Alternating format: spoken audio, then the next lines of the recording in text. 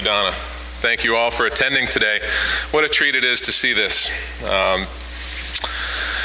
I grew up in Potomac, Maryland, an affluent suburb of Washington, D.C., much like the South Shore of Boston, much like the South Shore is to the Boston region. My dad was a head professional at Congressional Country Club, one of the premier facilities in the country. Mom was a ticket agent at National Airport for Trans World Airlines, TWA, as many of us will know it. Growing up in Potomac and at Congressional Country Club, we had it all. Dad's position gave us membership privileges at the club. We could swim, we could play golf, we could play tennis, we could eat in the beautiful ballroom at Congressional. Mom's position allowed us to travel for free around the world, and we did.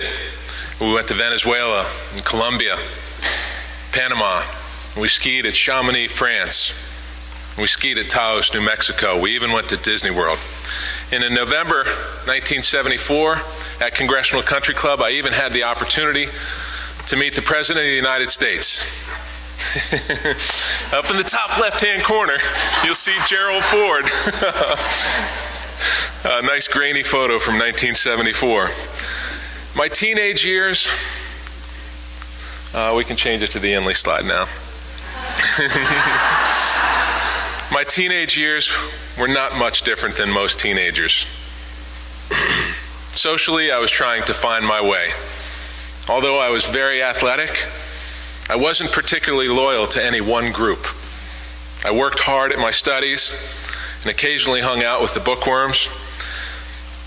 I didn't exclusively hang out with the jocks. I didn't understand the social drama surrounding friendships in the middle school, and I generally hung out with whoever was having the most fun. I was an active kid. I was involved in a lot of sports. My lanky body made me a fast swimmer. My long arms and my long legs made me a great soccer goalie. I loved to ski in the winter months. Being around the golf course provided me a 36-hole playground and a huge practice area. I had trophies, medals, and ribbons all around my orange bedroom. My parents did a great job teaching me core values: work ethic, never give up, never quit, don't dwell in the past.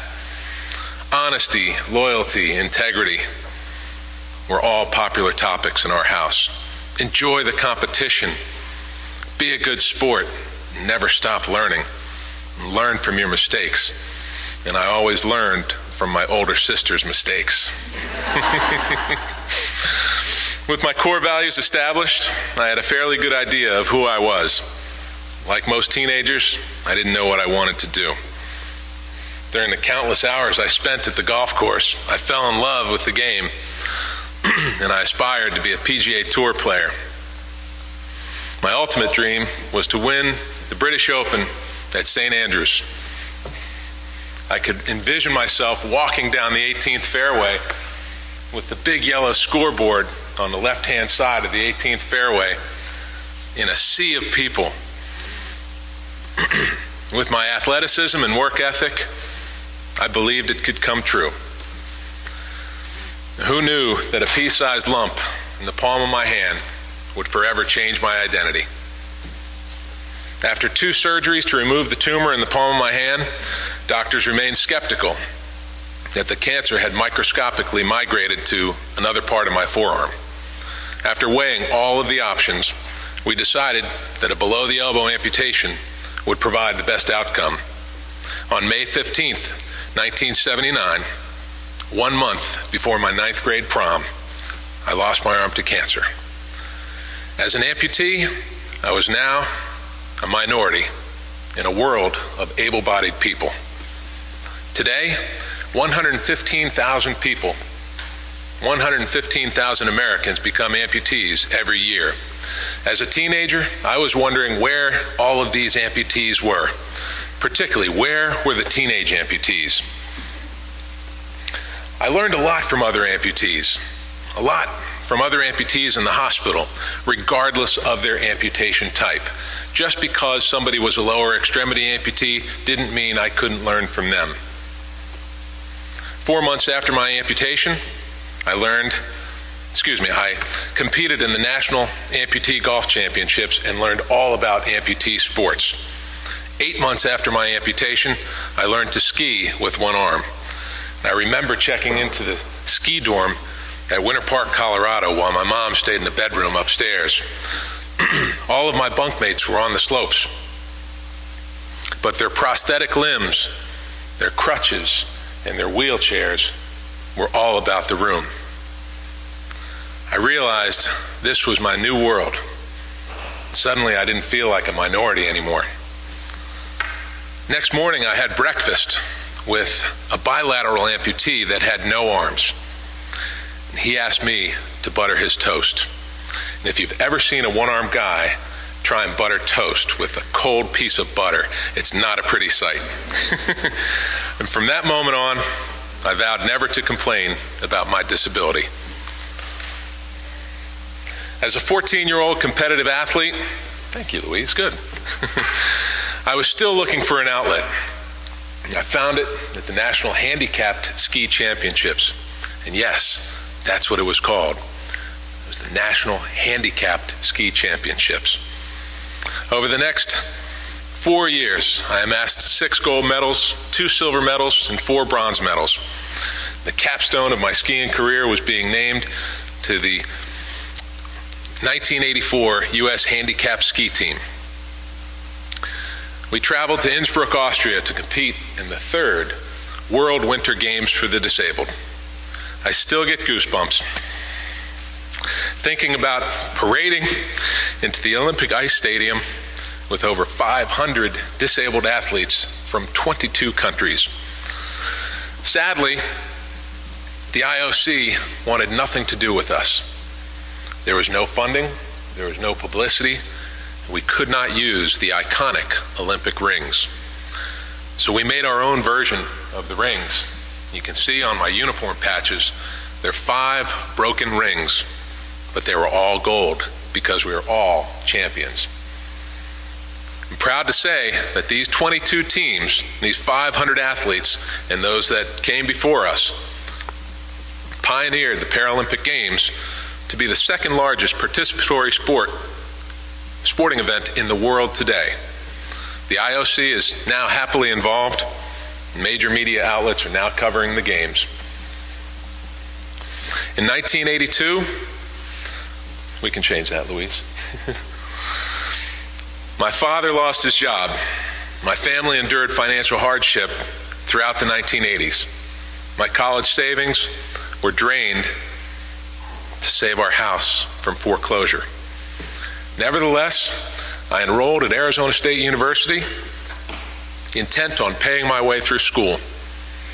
ASU was a wonderful place to study and play. It was the 4th largest school in the country, truly a melting pot of society.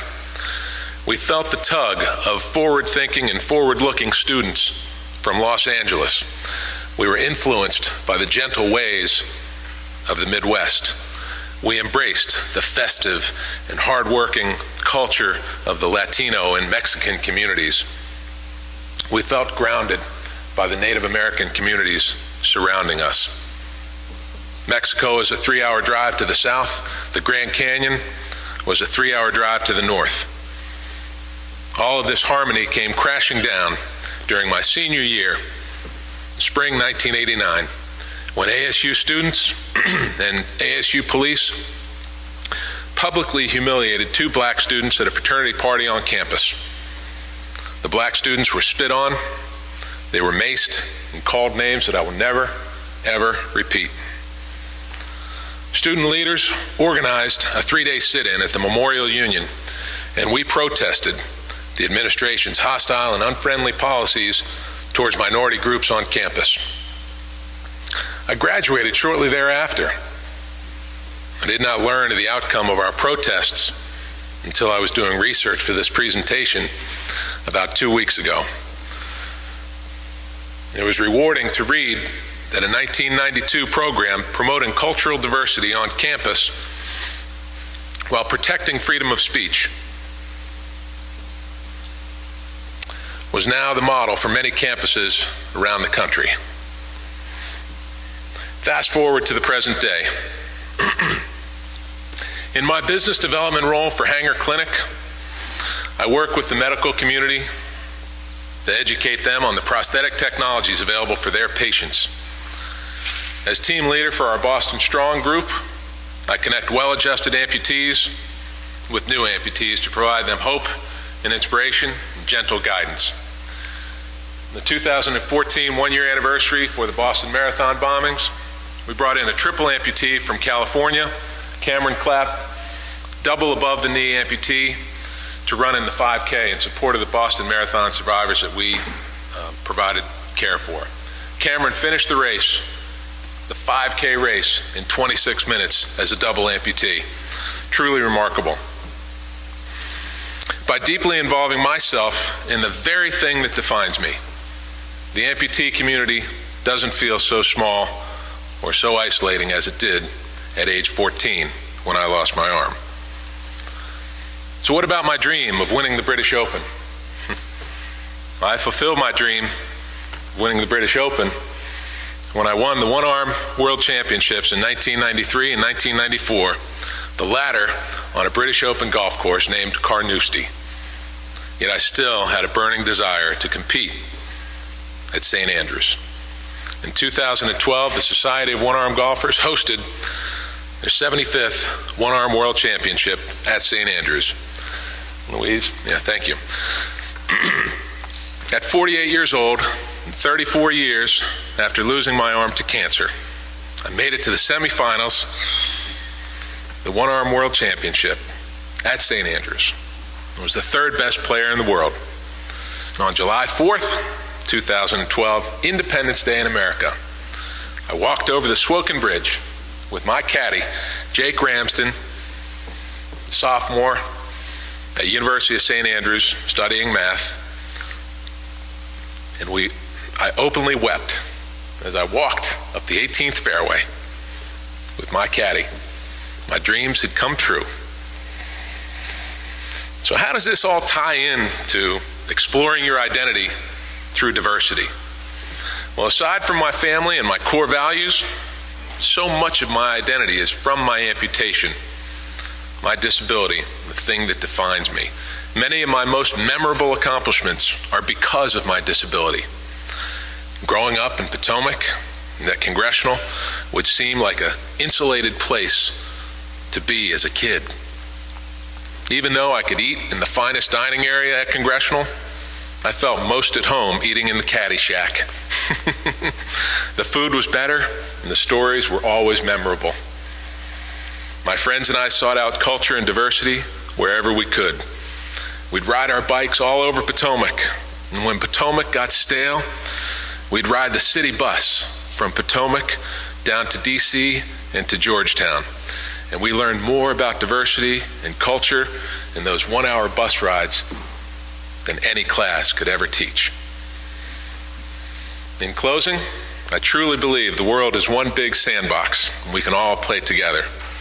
So today, I encourage you to learn about other cultures and other people. I encourage you to get to know your playmates. Welcome to the conference, and welcome to Inly. Thank you.